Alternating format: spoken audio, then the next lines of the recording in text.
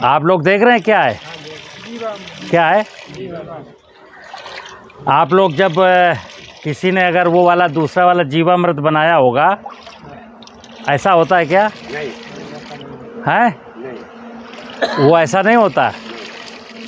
वो कैसा होता है? काले रंग का। अब बता दूं आपको, अगर जीवामृत काले रंग का है तो खतरनाक है, क्योंकि लाभदायक जीवाणु कभी भी काले नहीं होते हैं। दुनिया में लाभदायक जितने भी जीवाणु हैं उनका कलर जब भी वो परिपक्व होंगे उनका कलर ऐसा होगा। और अभी मेरे पास काला भी रखा है, वो इसलिए रखा है कि कभी किसी को डाउट हो तो मैं दिखा दूं कि ये तुम बनाए हो और ये हम बनाए हैं।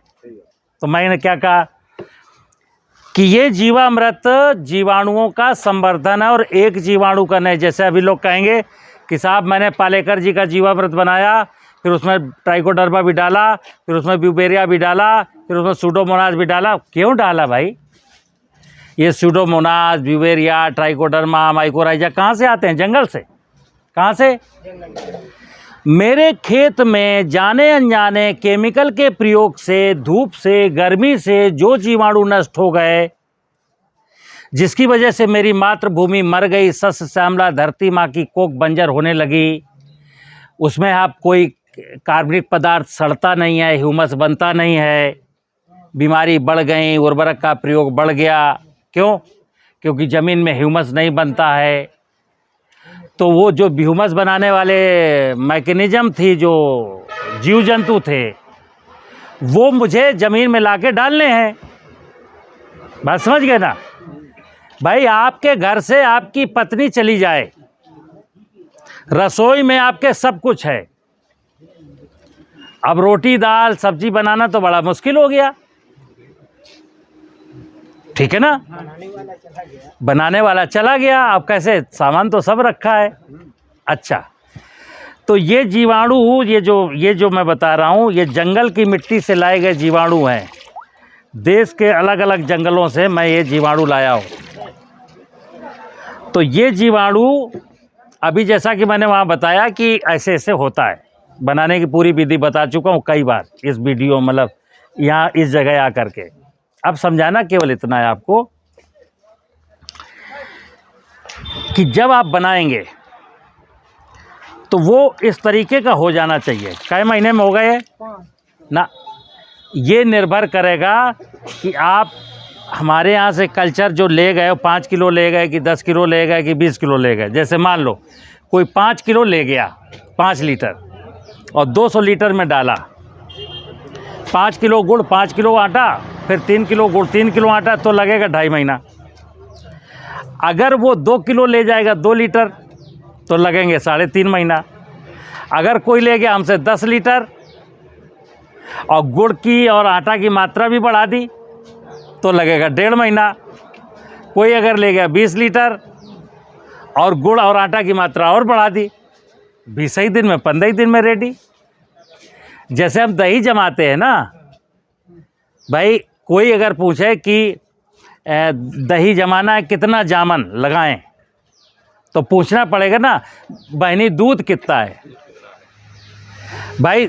2 लीटर जमाना है कि 10 लीटर जमाना है कि 4 लीटर जमाना है? जब तक ये ना पता हो तो जामन कैसे पता चलेगा? ठीक है ना? तो ये डिपेंड करता है कितना जमाना है, तो उसके आधार पर हमें जामन की ज़रूरत है। कितने जल्दी जमाना है? मान लो किसी ने कहा कि 2 किलो दूध जमाना है, तो किसी पढ़ी लिखी महिला ने बताया, तो इसके लिए जो एक काम करियो बहना कि 1 चम्मच जामन लगा दियो, तो शाम को 5-6 बजे जब हम दूध जमाएंगे तो सुबह 6-7 बजे दही जमेगा। किसी ने कहा बहना हमारे इतने तो कल सुबह सुबह जो है 4 बजे मेहमान आवे वाले हैं, हमें उन्हें 4 ही बजे जो है दही पूड़ी खिलाने। तो फिर वो अगली बहना बताएगी, तो बहना एक काम करियो, जामन ने 1-1.5 चम्मच लगा दियो।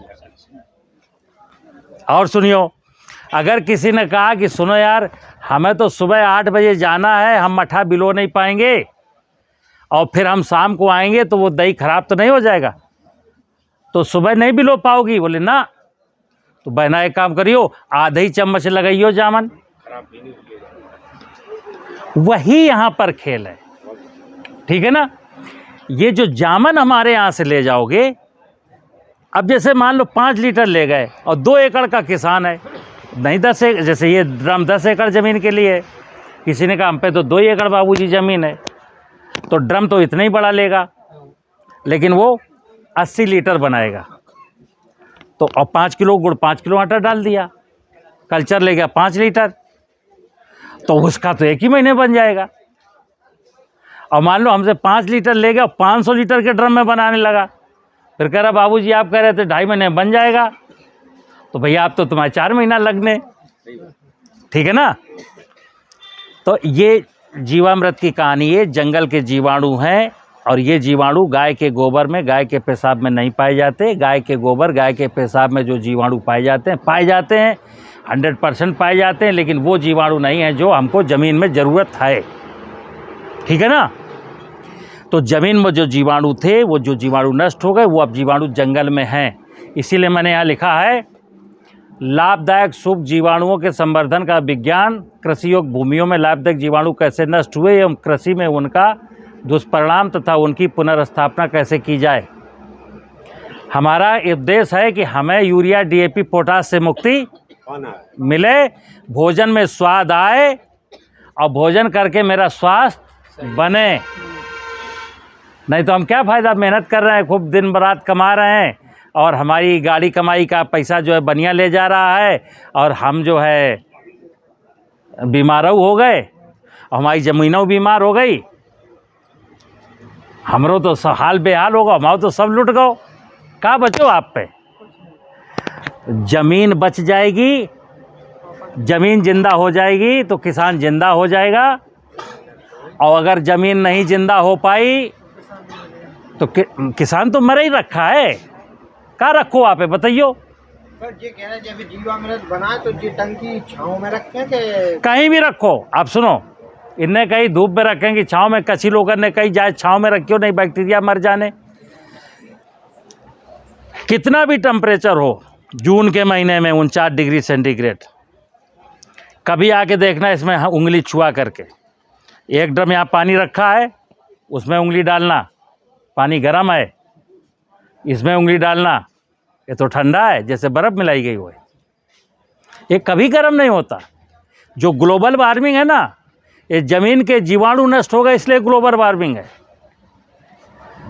ज़मीन इसीलिए टेम्परेट हो रही है। वहाँ जीवाणु होते तो ज़मीन का टेम्परेचर डाउन हो जाएगा अपने आप, ठीक है ना। चलिए अब आपको इसका असर दिखाते हैं। हमें क्या बनना है, चलो देखिए। जैसे मैं रेडी हो गया, जैसे हम बार बार कहते हैं प्राकृतिक खेती। प्राकृतिक खेती का मतलब है प्रकृति के वैभव को ठीक करना। ध्यान रखना, आप प्रकृति में